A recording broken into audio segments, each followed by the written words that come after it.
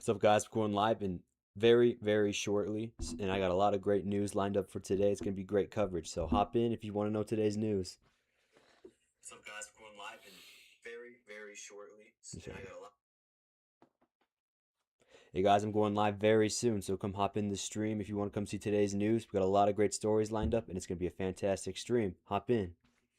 Hey guys, I'm going live very soon, so come hop in the stream if you want to come see today's news.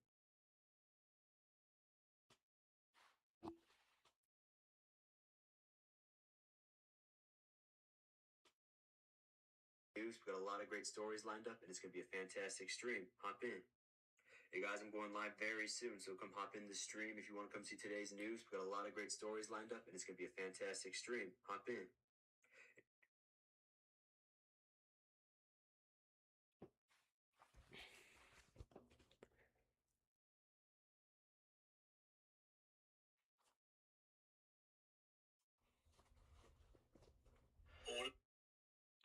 Great stories lined up, and it's going to be a fantastic stream. Hop in.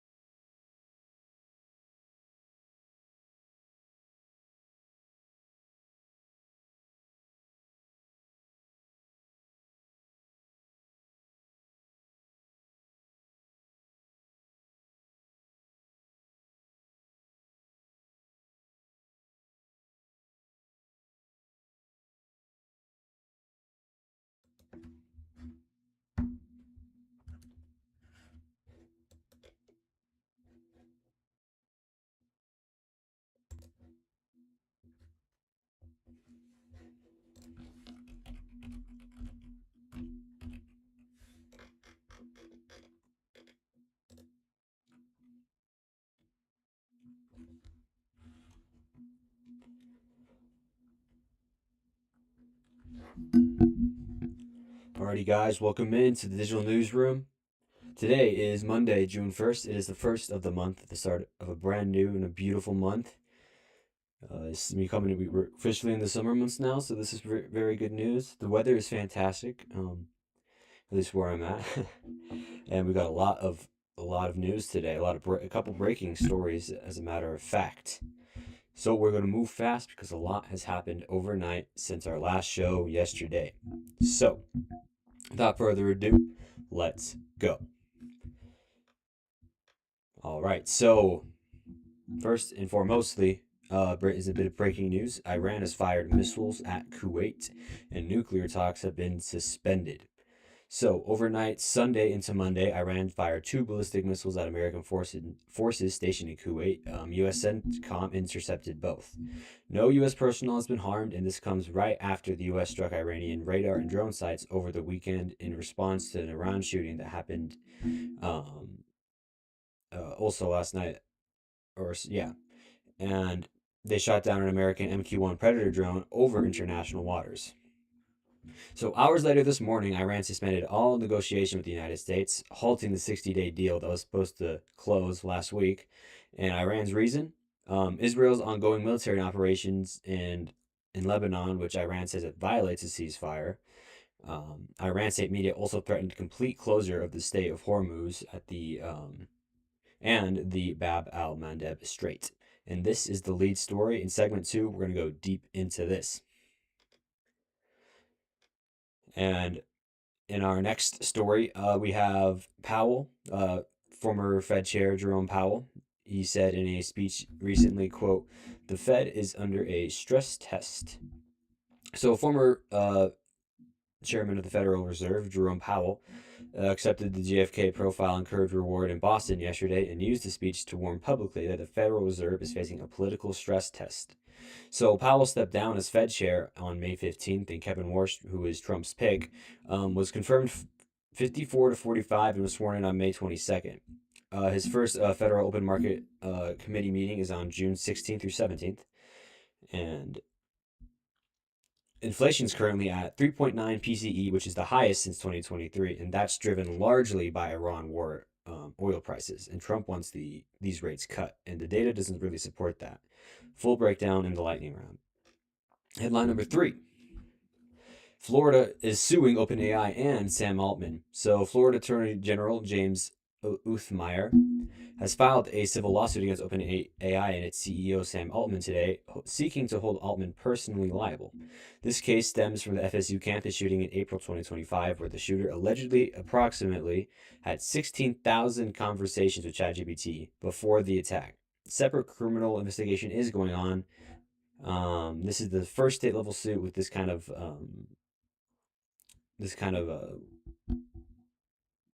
I guess grandeur against OpenAI.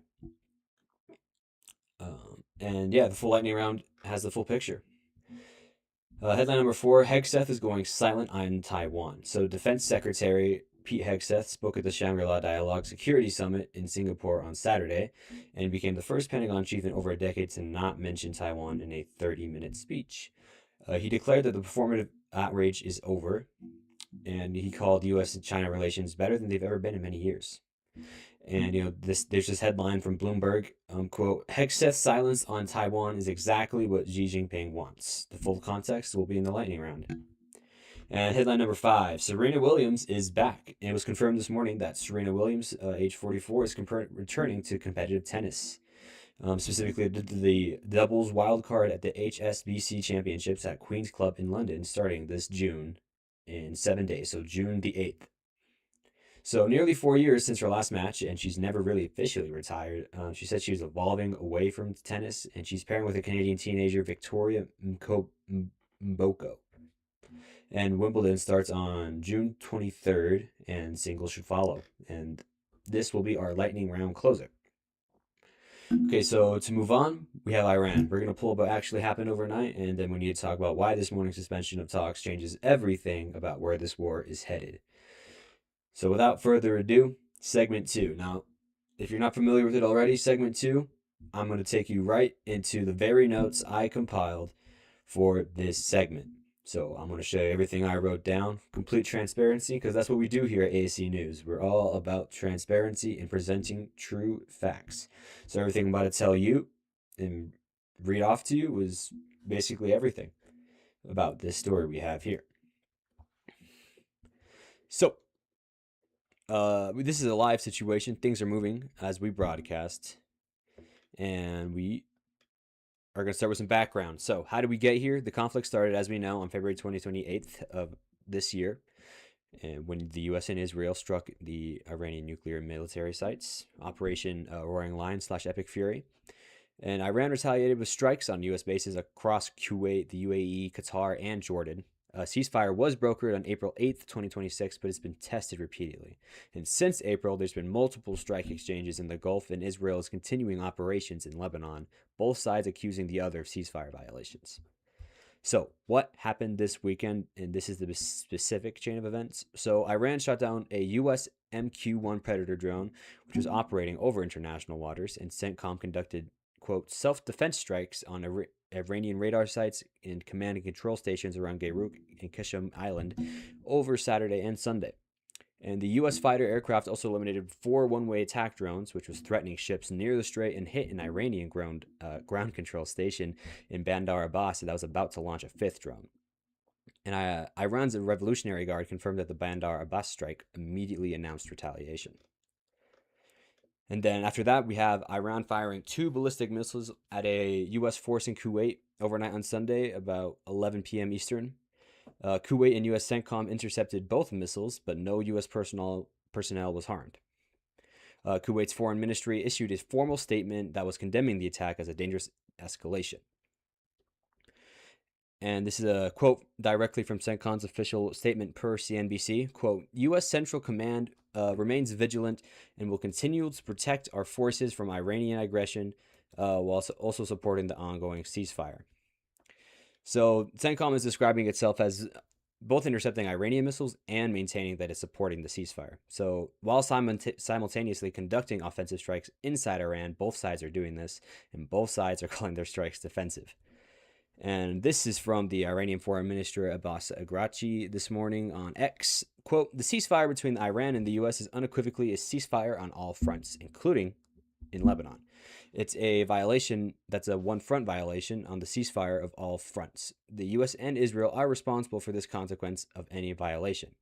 So Iran is saying that the U.S.-Iran ceasefire legally covers Lebanon, so Israel's striking Hezbollah in Lebanon is a U.S. ceasefire violation, and the U.S. does not agree with this interpretation, and that disagreement is at the core of everything that's breaking down right now.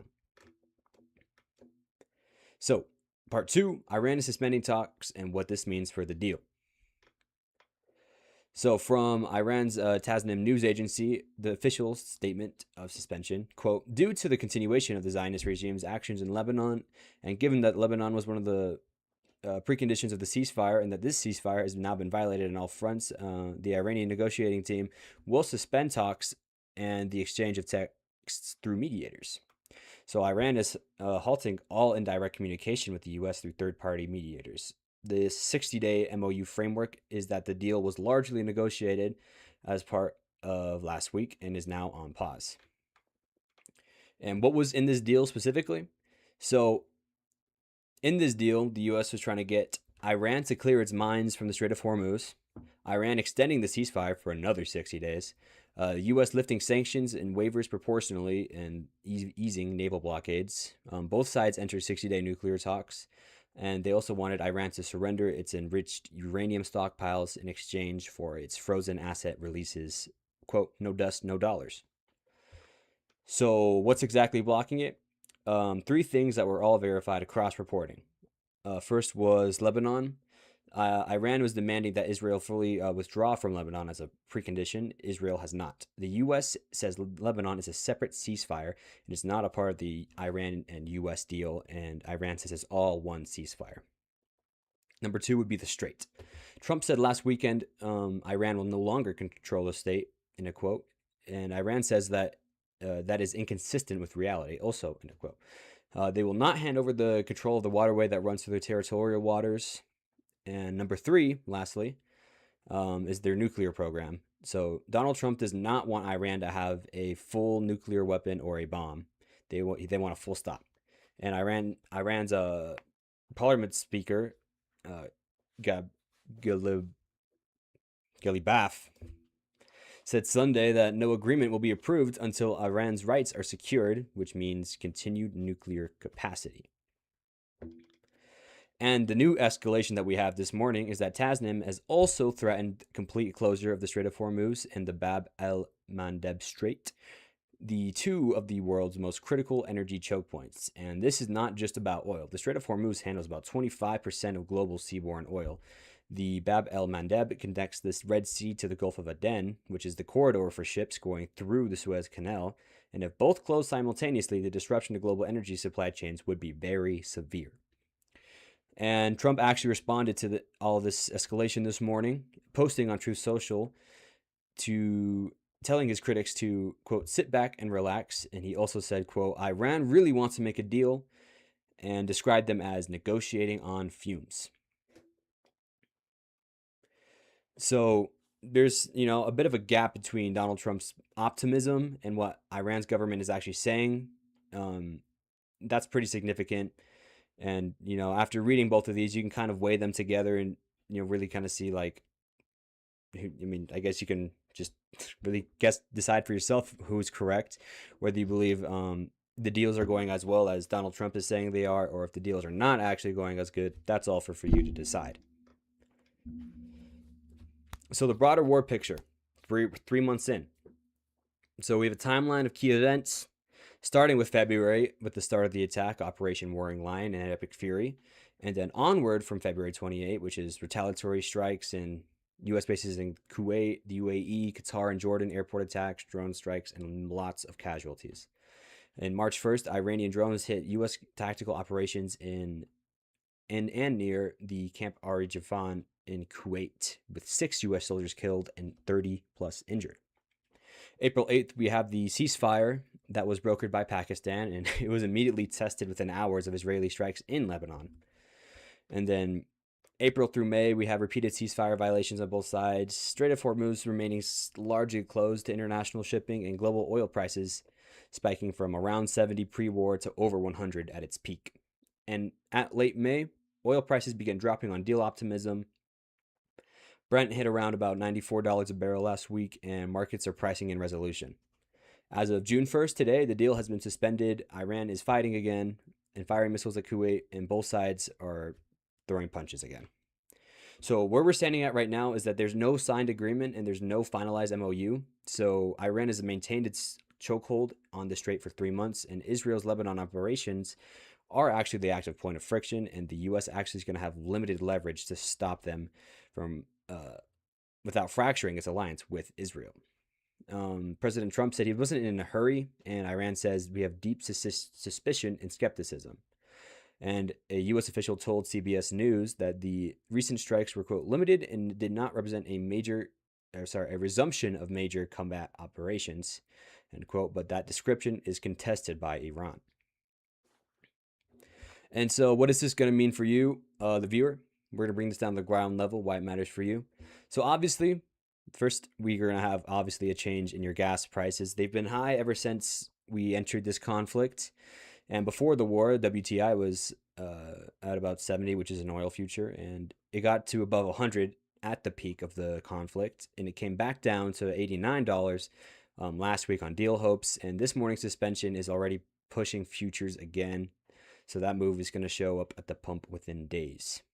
And we can actually just pull this up really quick, WTI oil price.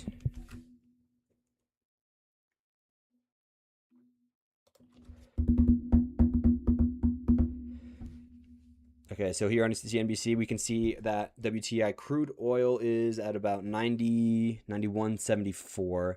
So that's about, like $1.74 change, more or less, compared from last week.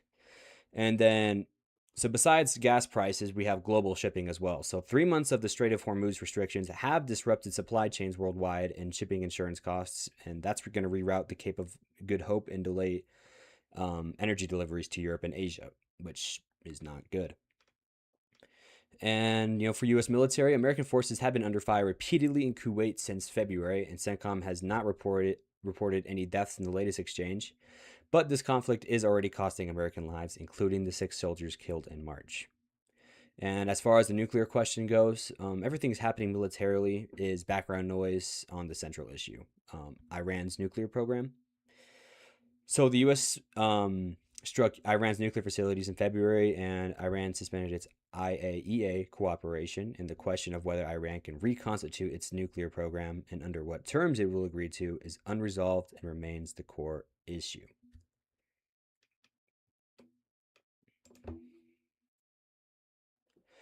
Okay, and that's going to cut it for segment 2.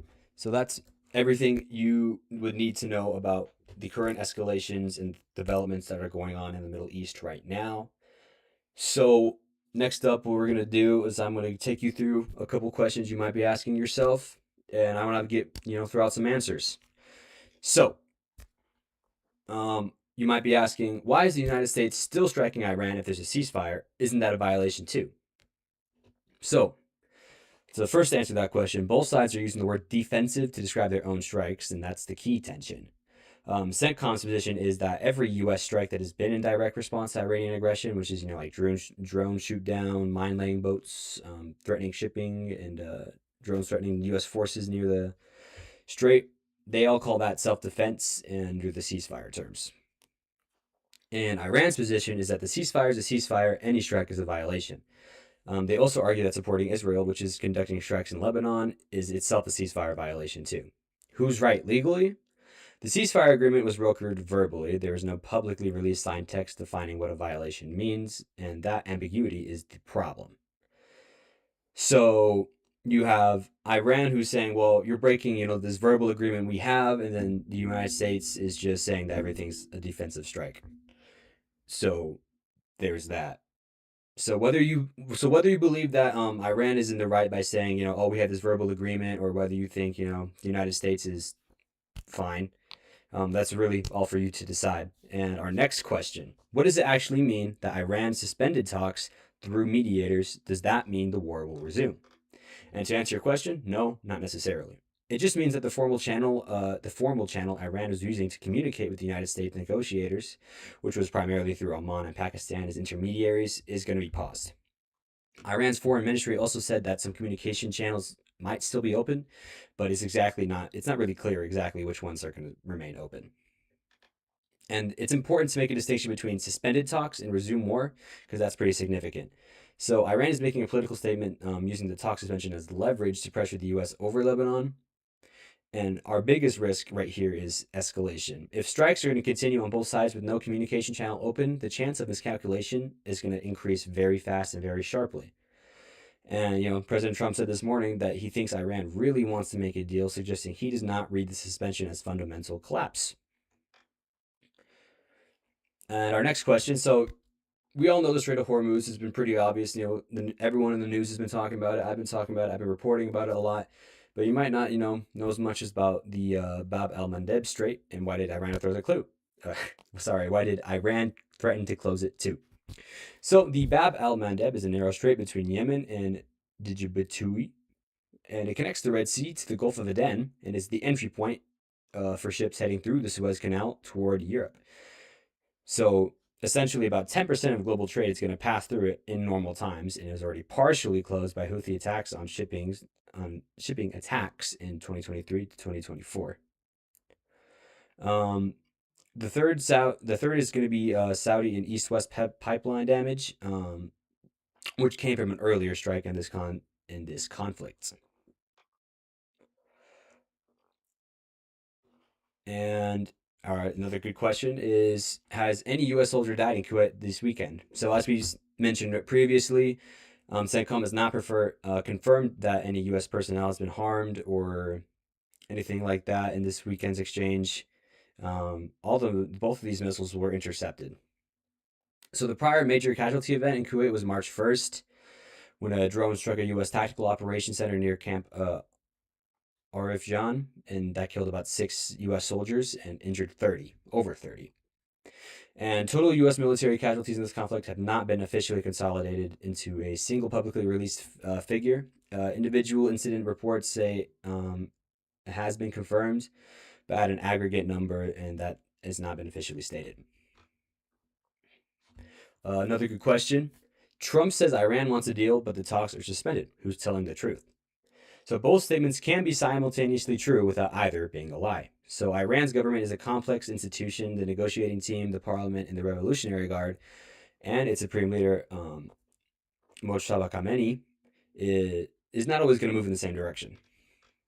So Iran suspending talks through mediators could be a tactical pressure move, using the suspension as leverage over Lebanon, while still wanting economic relief from our sanctions. And, Trump has publicly projected optimism. Might also be a negotiating posture, projecting strength and calm to avoid giving Iran the impression that suspension is causing panic in Washington. But only the stuff that we can verify is the formal text exchange through mediators is paused as of this morning. What we can't verify, however, is whether back channel communication is happening. And another good question is this actually a war? What are we calling it? So the United States has not formally declared war on Iran, and Congress has not passed a declaration of war. This administration has used authorization for use of military force frameworks and presidential authority to conduct these strikes. Iran and the United States have been exchanging live fire since February 28th, but American soldiers have died. And Iranian military sites have been destroyed, and that is armed conflict by any practical definition. So whether it's legally a war under U.S. constitutional law is a separate and contested question, one that Congress has yet to resolve. So what we call it on this show is a conflict, an armed conflict between the United States and Iran, ongoing since February 28th of 2026. So what's going to happen if this oil deal falls apart completely? So let's say the Strait of Hormuz is going to stay closed or restricted. Oil prices are going to resume their upward trajectory. At the peak of the conflict, where they crossed about $100 a barrel, analysts have modeled scenarios where the extended closure pushes Brent towards 120 and 130. So the U.S. Strategic Petroleum Reserves release will become the primary short-term buffer. And for the long term, Europe would face the most severe energy shock. Asian importers, China, South Korea are also going to be severely disrupted.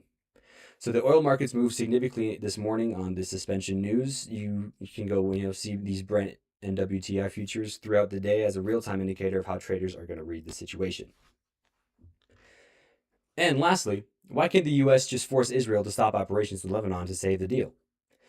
This is one of the central tensions of U.S. foreign policy in this conflict. All right, so the U.S. has formal treaty-level alliance commitments to Israel. So publicly ordering Israel to halt military operations against Hezbollah, which has been firing drones into northern Israel, would fracture that alliance and create a significant domestic and political problem for Trump. Hegseth also said this weekend that Israel's Lebanon operations are outside the United States and the Iran-U.S. ceasefire framework, and Iran says that's not happening. And the United States is trying to manage both fronts simultaneously, the Iran deal and the Lebanon conflict, and those two objectives are in direct tension with each other right now. So, with that in mind, we're going to go to the lightning round. And remember, guys, everything I'm reporting here for you guys today, you're really going to just think about it and really decide for yourself whether you believe, the United States is doing well, or if Iran is in the right, saying, these are ceasefire violations. All that is completely for you to decide. Because remember, here at ASC News, everything here is for you to decide. You are in control. All right. So let's get into it. The lightning round. Story number 1. Jay Powell. In a speech, he said that the Fed is, quote, under a stress test. So the key facts. Jerome Powell, who is the former chairman of the Federal Reserve, who stepped down on May 15th, accepted the John F. Kennedy Profile and Courage Award in Boston yesterday, which is May 31st. And he used the speech to deliver the most direct and public defense of Fed independence he's given since leaving. Quote, like many other institutions, the Fed has been undergoing a stress test, end quote. He never mentioned President Donald Trump by name, but the context is unmistakable. Trump spent months demanding rate cuts, and he called Powell a political actor, and his administration sought to remove him. Powell warned, quote, if any administration finds a way to remove Fed officials over policy differences, then future administrations will do so as well. The public would lose faith in the central bank and make decisions based only on what's best for all Americans, end quote. So the key move, after stepping down as chair, Powell kept his seat on the Fed's 7-member governing board as a position he holds until 2028. This denies Trump an additional vacancy to fill, and the Trump administration has also sought to fire Governor Lisa Cook, which would open another seat. So our new chairman of the Federal Reserve, his name is Kevin Warsh. He was confirmed a 54-45 in a near party line vote on May 14th, and he was sworn in very recently on May 22nd. And his first Federal Open Market Committee meeting is going to be on June 16th through 17th. So what's Warsh, facing coming into this new job? So we have PCE inflation at 3.9%, which is the highest since May 2023. And this has been driven heavily by, the Iran war and oil prices. And Donald Trump really wants rate cuts. The economic data right now argues against them. At the April FOMC meeting, 4 of 12 voting members dissented, the most divided since 1992. At his confirmation hearing, Kevin Warsh was asked whether Trump pressed him to cut rates, and his answer was, quote, the president never asked me to predetermine, commit, fix, decide on any interest rate decision in any of our discussions, nor would I ever agree to do so, end quote. And how this matters for you and affects you, the viewer. The Fed is going to set interest rates for the entire U.S. economy and its credibility. The public's belief is that it's making decisions based on economic data and not political pressure. That's the foundation of its effectiveness. Jay Powell was publicly warning that credibility is now at risk. The JFK Profile and Courage Award is given to the public servants who make courageous decisions despite personal or professional consequences. That Powell received it itself is a statement. And that about covers Jay Powell's speech yesterday and the situation at the Fed. So we're going to move on to Florida, where they have sued OpenAI and Sam Altman. Your key facts. So the Florida Attorney General, James Uthmeier, has filed a civil lawsuit today against OpenAI CEO Sam Altman, and he's seeking to hold Altman personally liable. So this case is centered on the Florida State University campus shooting on April 17th last year, where the gunman, Phoenix Ickner, killed 2 people and injured 5. So investigators allege that Ickner had approximately about 16,000 conversations with ChatGPT in the period before the attack, including discussions that investigators say involved planning. So this lawsuit is going to accuse OpenAI of marketing ChatGPT as safe while concealing its potential to drive users toward harm. Prioritizing user engagement over safety and deliberately designing features like memory, simulated empathy, and overly agreeable responses to increase emotional resilience. So a spokesperson for OpenAI, his name is Drew Pasateri, he said, quote, ChatGPT did not encourage illegal activity and we cooperate with law enforcement, end quote. So this civil suit is separate from a criminal investigation Uthmeier, the Attorney General, launched in April, which is still open. A separate civil suit was also filed by the widow of victim Tiru Chaba on May 11th. And the context here is that this is a part of a wider legal wave against OpenAI, and 7 other lawsuits were filed in California in late 2025 alleging ChatGPT contributed to suicides. A wrongful death suit was filed by a 19-year-old who died of a drug overdose and allegedly receiving harmful advice from ChatGPT. Elon Musk's lawsuit against OpenAI was dismissed on April 18th on procedural grounds and not on its merits.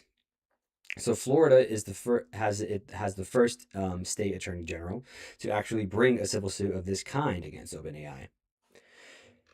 And how this affects you, our viewers, why it matters to you, is every lawsuit against a tech company that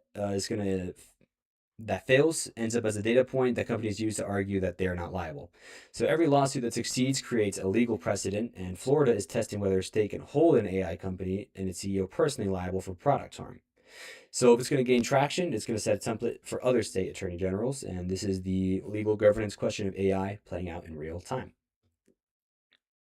So there you have it. That's the situation down in Florida with Sam Altman and OpenAI. So our next story is Trump's $1.7 billion, quote, Anti-Weaponization Fund. Your key facts on this? So on May 18th, President Donald Trump has dropped a $10 billion lawsuit his family had filed against the IRS over the 2019 leak of his tax returns.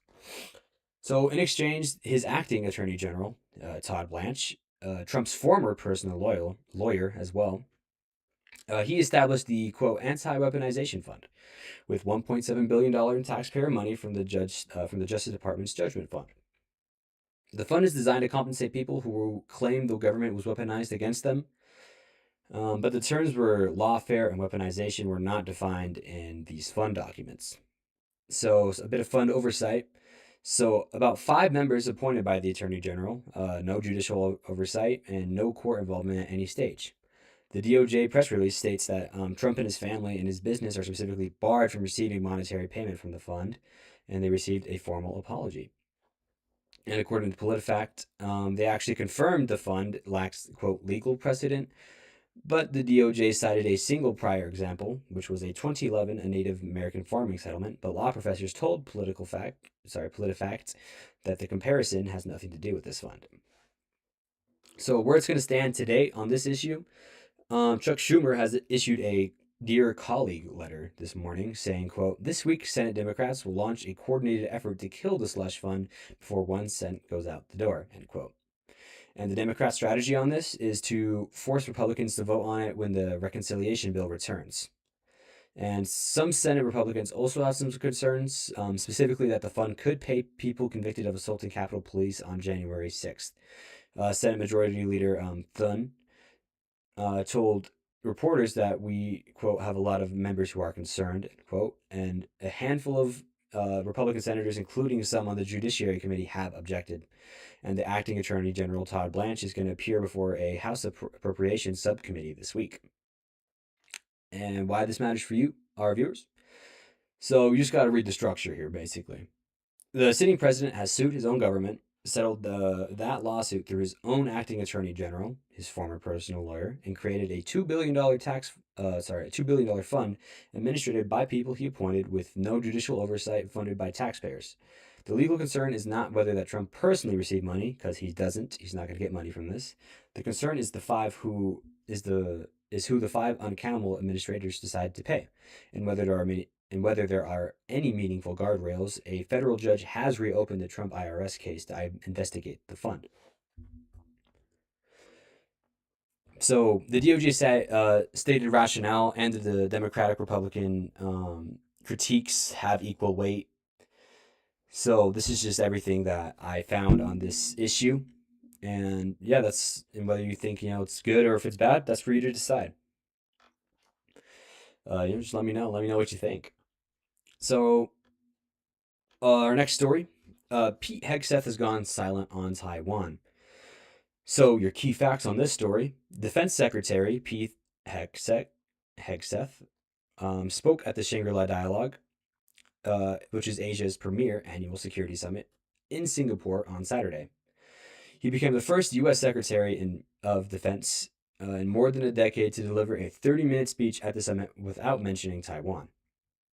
He declared, quote, "The era of performative outrage is over," end quote, describing U.S.-China ties as better than they've been in many years.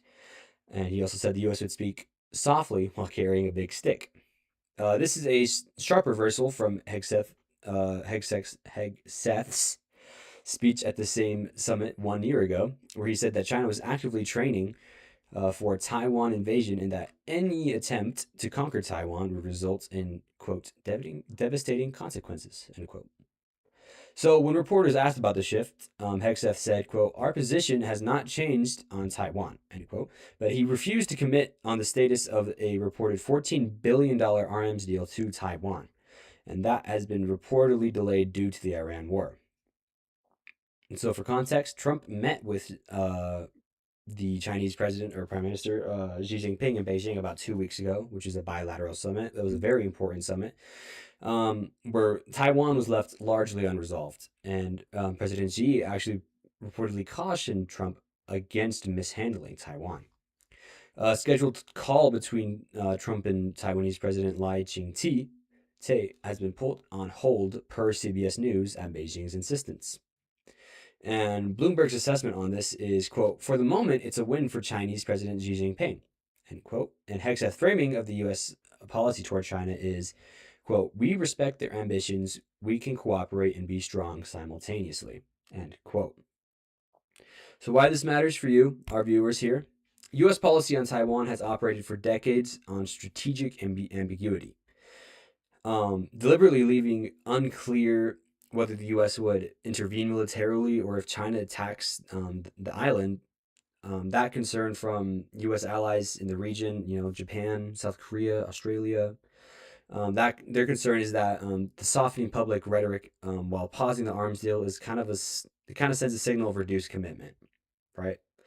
So whether that signal is intentional or tactical is going to be the open question here. And Taiwan's government has not responded publicly to Hegseth's speech. And that is that situation over with Pete Hegseth and the U.S. policy on Taiwan. Of course, let me know what you think on this, and that's always for you to decide. And our fifth and final story in the lightning round here is Serena Williams is back. So your key facts on this. So it was confirmed this morning by Queen's Club in London that Serena Williams, who is 44 years old, has been granted a doubles wildcard at the HSBC Championships at Queen's Club starting on June 8th. Her partner is Victoria Mboko, who was a Canadian teenager who grew up idolizing Williams. Her last competitive match was actually in 2022 at the US Open, where she got a first round loss to Harmony Tan, and that she described as still sticking in her crop. Williams has actually never officially retired. As a matter of fact, in 2022, she said she was, quote, evolving away from tennis, end quote. So in December 2025, she re-entered the International Tennis Integrity Agency's anti-doping testing pool. She then said on social media, she said, "Oh my God, y'all, I'm not coming back." And she was officially cleared to compete on February 22nd of this year. And she actually gave birth to her second child in 2023. And she is 44 years old, and she's older than any women's Grand Slam singles champion in the Open era. Wimbledon begins on June 23rd, and she's a 7-time Wimbledon singles champion and a 6-time doubles champion. And singles at Wimbledon is possible, but not confirmed. And a quote from Williams this morning is, quote, "Queen's Club feels like the most perfect place to play to begin this next chapter. Grass has given me some time to some of the most meaningful moments in my career, and I'm excited to be back competing on one of the sport's most iconic stages." And a bit of why this matters for you is that the athletic achievement of returning to competitive tennis at 44, 4 years after stepping away and after childbirth, is objectively remarkable, regardless of results. The doubles format lets her ease in without the full burden of a singles draw, and the real question is Wimbledon, and whether she can make a serious run at singles on a surface where she's won more times than anyone. Andy Roddick actually said last week, "Well, I think there's a good chance she plays the singles match before Wimbledon, and that's a story to watch." I'm personally pretty excited about this. I love a good story about athletes coming out of retirement to come back and play again. It's always cool to see. And that was our last story of the day. Fantastic broadcast, I believe. I think we covered a lot of good ground today. There's a lot of stuff happening, especially in the Middle East, and lots of foreign policy. That seems to be the trend so far of Donald Trump's administration. And there's also a lot of other trends as well. But so far, especially this year, we have a lot of foreign policy, a lot of foreign policy questions here. But yeah, the Iran story is the one that's going to matter most this week, at least so far, and I want to leave you a clear picture of it. So 3 months ago, we struck their nuclear sites in February. Iran retaliated across the Gulf, and a ceasefire was brokered in April. It was tested almost every week since. Last week, it looked like a deal was close, oil was coming down, tankers moving through the strait, and negotiators were talking. But this morning, Iran suspended those negotiations and then fired missiles at U.S. forces in Kuwait. The deal that was close last week is now in question, and these stakes are not abstract. American soldiers are in Kuwait. Global energy prices are tied to whether ships can move through a 21-mile wide waterway. And Powell is watching a new Fed chair walk into an economy with a 3.9 inflation rate, and a president who wants rates cut. And Florida is using a mass shooting to test whether AI companies can be held personally liable for what their products do. So there's going to be a lot of open questions today, and all the sources are going to be found in the description. You can go read the CENTCOM statements on these recent escalations, and Aragachi's X post, and the DOJ fund documents. Make your own call. And yeah, guys, thank you for everyone who was in this stream, watching the American streaming channel on ASC News. This is Digital Newsroom, our normal sort of news coverage. We'll be here every Monday and Wednesday at 12 on Digital Newsroom on ASC News. And then on Fridays and Sundays, you'll catch me on my show, Real Irayeta, where I do a little bit of news coverage, but I also like to go into a bit of fun and entertainment because, sometimes it's a bit heavy talking about stuff like this all the time. Lots of very, very serious stuff always happening in the world. So sometimes it's nice to look back and realize there's still some fun stuff.